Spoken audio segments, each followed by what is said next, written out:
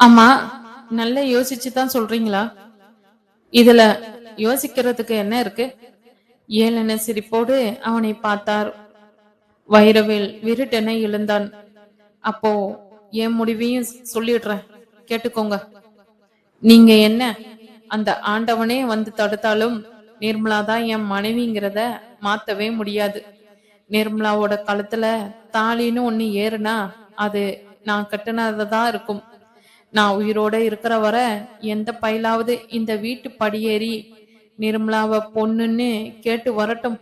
அவனை கண்டந்துண்டமா வெட்டி போட்டு இந்த வைரவில் யாருங்கிறத புரிய வைக்கிறேன்.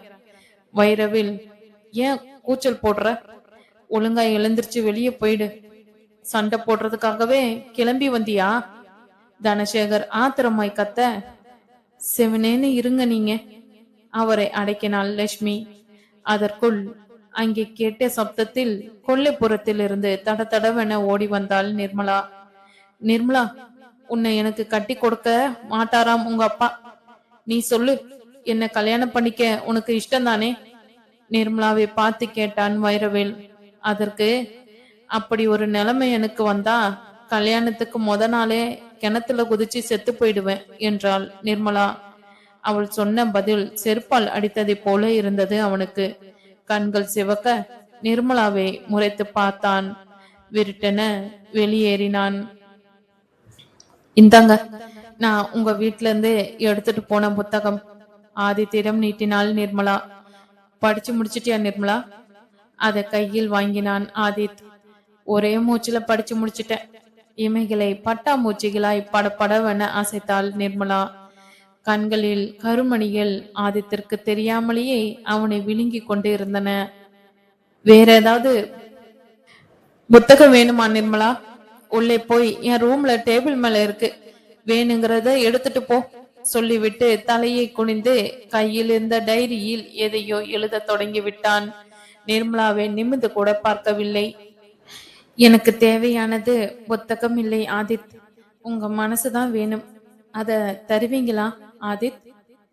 இன்னும் கொஞ்ச நேரம் அவனோடு அவனுடைய முகத்தை பார்த்தபடியே பேசிக்கொண்டு இருக்க ஆசையாக இருந்தது. ஆனால் அவன்தான் வேறு வேளையில் மும்முரமாகி விட்டானே. ஆண் என்ற கர்வமா, அழகன் என்ற திமிரா, இல்லதான் தான் வழியே வந்து பேச்சு கொடுப்பதன் அர்த்தத்தை புரிந்து கொண்டு நடிக்கிறானா? எதுவும் புரியவில்லை நிர்மலாவுக்கு.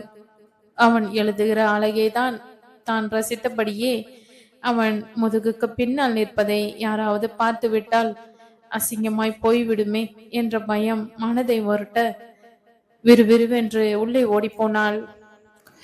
வேலைக்கு கிளம்பி கொண்டிருந்தாள் மீனா.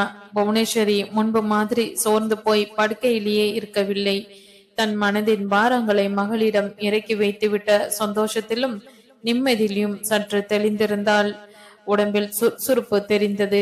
அந்த மாற்றத்தை கண்டு மீனாவும் மகிழ்ந்துதான் போனாள். மனதில் உள்ள சுமைகளை இறக்கிவிட்டால் நோயெல்லாம் பஞ்சாய் பறந்து விடுமோ? அம்மாவின் முகத்தில் உள்ள தெளிவும் சந்தோஷமும் அப்படியே கடைசி வரை நீடிக்க வேண்டும். நீடிக்குமா? நினைத்தபடியே டிஃபன் பாக்ஸை எடுத்து ஹேண்ட்பேக்கினுள் திணித்து கொண்டாள். சுவர் கடிகாரத்தில் மணி பார்த்தாள். 8:45. 9 மணிக்கு அவள் வழக்கமாய் போகிற பஸ் வந்துவிடும். கண்ணாடியில் முகம் பார்த்து நெற்றி பொட்டை சரி செய்து கொண்டு கூடத்திற்கு வந்தாள். அம்மா, நான் கிளம்பிட்டேன், பத்திரமா இரு. மத்தியானம் ஒழுங்கா சாப்பிடு. சாப்பிட்டு முடித்ததும் மறக்காம மருந்து மாத்திரைகளை சாப்பிடு என்றாள் கரிசனம் வழிகிற குரலில். செரடி என்பதை போல புவனேஸ்வரி தலை ஆட்டியபடி வாசல் வரை அவள் பின்னாலே வந்து தயக்கமாய் மெல்லிய குரலில், மீனா, ஒரு நிமிஷம் இதை கேட்டுட்டு போமா என்றாள். என்னம்மா, சொல்லு. திரும்பி பார்த்தாள் மீனா. காலையில கோயிலுக்கு போனப்போ வழியில நம்ம தரகர் சுந்தரத்தை பார்த்தேன். தரகர் என்றதுமே மீனாவின் முகம் சுருங்கியது. உனக்காக ஒரு நல்ல வரன் கொண்டு வந்திருக்காரு. நம்ம குடும்பத்துக்கு ஏத்த நல்ல இடமாம். அமைஞ்சா உனக்கு யோகம் தானாரு. அப்புறம் அப்புறம் எரிச்சலாய் கேட்டாள் மீனா. இன்றைக்கு சாயங்காலம் மாப்பிள்ளை வீட்டுக்காரங்களை நம்ம வீட்டுக்கு கூட்டியாரன்னு இருக்காரு. அதனால நீ சாயங்காலம் 1 மணி நேரம் முன்னாடியே வீட்டுக்கு வந்துடு. போமா, உனக்கு வேற வேலையே இல்லையா? என்னால முடியாது, நான் வரமாட்டேன். அவங்கள வர வேணாம்னு சொல்லி அனுப்பிடு. எனக்கு இப்போதைக்கு கல்யாணம் வேணாம். பிடிவாதம் பிடிச்சு என் வாயை அடைக்காத. சொல்றத கேளுமா, எனக்கு வயசாயிடுச்சு, உடம்பு முடியல. உன்னை மாலையும் கழுத்துமா பார்க்காம மேலே போயிடுவோன்னு பயமா இருக்கு. அப்படி பொட்டுன்னு போயிட்டனா என்னோட ஆத்மா சாந்தி அடையும்னா நினைக்கிறேன். தயவு செஞ்சு என் ஆசையை நிறைவேற்றி வை மீனா. மூச்சு வாங்கி கண்ணீரோடு தழுத்தழுத்தாள் புவனேஸ்வரி. உன் மனசுல இருக்கிறத புலம்பி கொட்டிட்ட. ஆனா என் மனசுக்குள்ள என்ன நினைக்கிறேன்னு தெரியுமா உனக்கு? நான் இப்போ ஒரு கேள்வி கேக்குறேன், அதுக்கு ஒழுங்கான பதில சொல்ல முடியுமா உன்னால? நான் கேக்குற கேள்விக்கு பதில முதல்ல சொல்லு, பிறகு கல்யாணத்தை பத்தி பேசுவோம். கேளு. என்ன பொண்ணு பார்க்க வர மாப்பிள்ளை வீட்டுக்காரங்க உங்க புருஷன் எங்கன்னு கேட்டா என்ன பதில்மா சொல்லுவ? செத்து போயிட்டாருன்னு சொல்லி மனச கல்லாக்கிப்பியா? அல்லது ஓடி போயிட்டாரு, எங்க இருக்காருன்னு தெரியலன்னு நான் கூசமா போய் தான் பேசுவியா? இல்ல உன்னோட கடந்த கால வாழ்க்கை ரகசியத்தை தான் தைரியமா போட்டு உடைப்பியா? சொல்லுமா. மீனா கேட்ட கேள்விக்கு ஒரு உலுக்கு உலுக்கியது. உறைந்து போய் நின்றாள். மீனாவிற்கு என்ன பதில் சொல்வது என தெரியவில்லை. மீனா, என்னம்மா? பதில காணோம். வார்த்தைகள் வரலையா? பேச முடியலையா? என்கிட்டயே திணறி போறியா? அவங்க கேக்குறப்போ நிமிந்து பேச முடியுமாமா உன்னால? எதையும் மறைக்க வேணாம்னு நினைச்சு எல்லாத்தையும் நீ உளறினா கூட அது அத்தனையும் உண்மையா தான் இருக்கணும்னு நீயும் நானும் யோக்கியமானவங்கன்னோ நம்புவாங்கன்னா நினைக்கிற? ஒரு நாளும் நம்ம வீட்டுல சம்பந்தம் பண்ண முன் வர மாட்டாங்க. ஏளனமா பார்த்துட்டு போய் லெட்டர் போடுறேன்னு சொல்லி போயிட்டே இருப்பாங்க. அதோட ஊர் முழுக்க நம்ம வீட்டை பத்தி ஒன்பதா துத்தியும் விட்டுடுவாங்க. அந்த அவமானமெல்லாம் தேவையா? யோசிச்சு பாரு. இருக்கிற நிம்மதியும் தொலைச்சிட்டு நிக்கணுமாமா? மீனா படப்படத்தாள். இந்த வயதில் இத்தனை அறிவுபூர்வமாய் பேசுவது ஆச்சரியமாக இருந்தது. அவமானத்தை பத்தி எல்லாம் யோசிச்சா பயந்தா இந்த வீட்டுல நல்ல காரியம்னு எதுவுமே நடக்காம போயிடும் மீனா. ஏமா நடக்காது? நல்ல காரியம்னு நீ சொல்றது என்னோட கல்யாணத்தை தானே? அது கண்டிப்பா நடக்கதான் போகுது. நீ அத கண் குளிர பார்க்கதான் போற. எப்ப பார்க்க போற? ஒவ்வொரு தடையும் வரனை எல்லாம் இப்படியே பேசி நீ தட்டி கழிச்சிடுற. என்ன? எனக்கு அந்த நம்பிக்கை வத்தி போச்சு. புவனேஸ்வரின் குரல் வறண்டு போய் இருந்தது. என்னையும் நம்ம குடும்பத்தையும் நல்லா புரிஞ்சுக்கிட்ட ஒருத்தன் நம்ம தேடி தானா வருவான். அப்போ நிச்சயம் என்னோட கல்யாணம் நடக்கும். அது வரைக்கும் பொறுமையா இருமா. அவளுடைய பேச்சின் அர்த்தம் விளங்கவில்லை. விக்கித்து போய் நின்றாள் புவனேஸ்வரி. சரி, கிளம்பட்டுமானா சொல்லிவிட்டு வாசலில் இறங்கி தெருமுனையில் இருக்கும் பஸ் ஸ்டாப்பை நோக்கி நடக்க தொடங்கினாள் மீனா.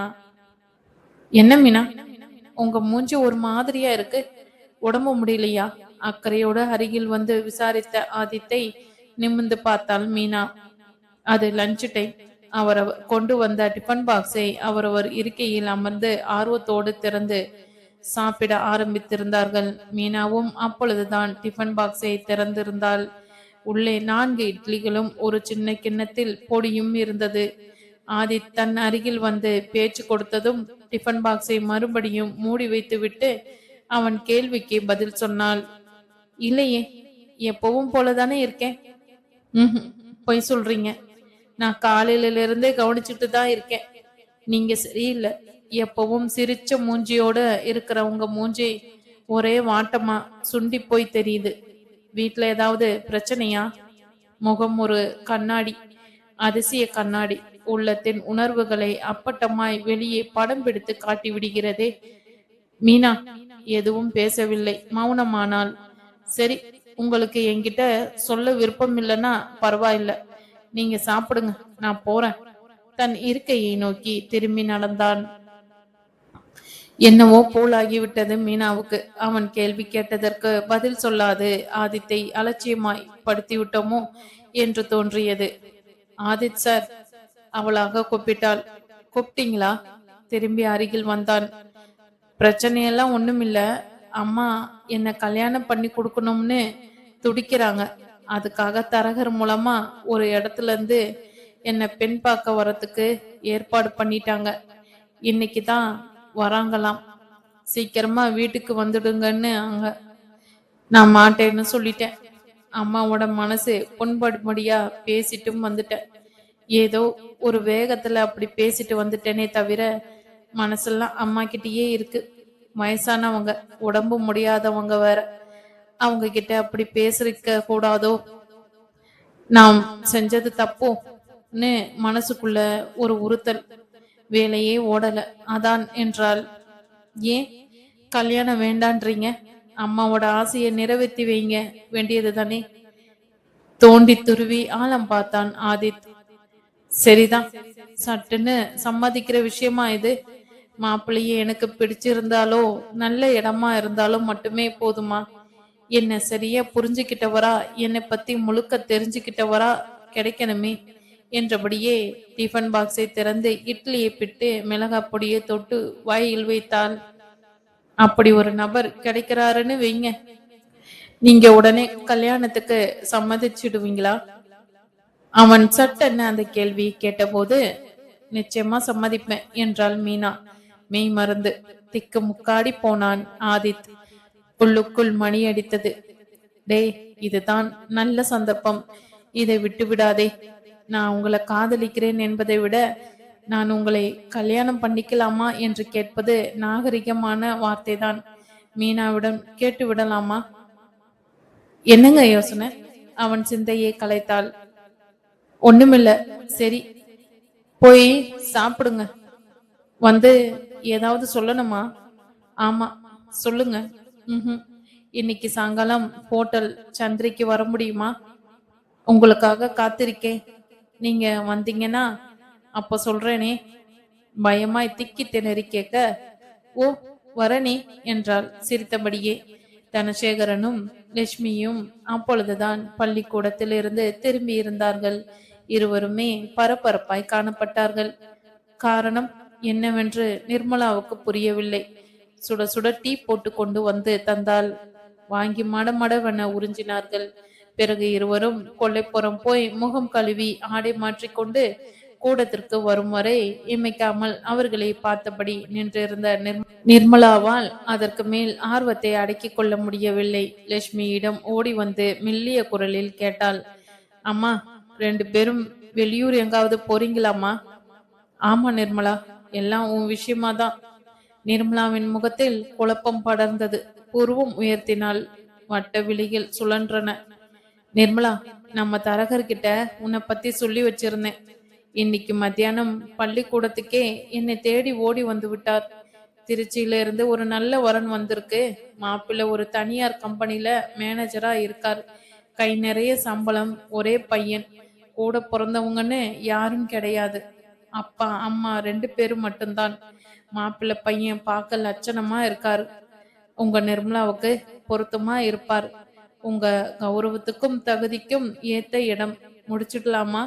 என்ன சொல்றீங்கன்னு கேட்டாரு. எனக்கு ஒண்ணுமே புரியல.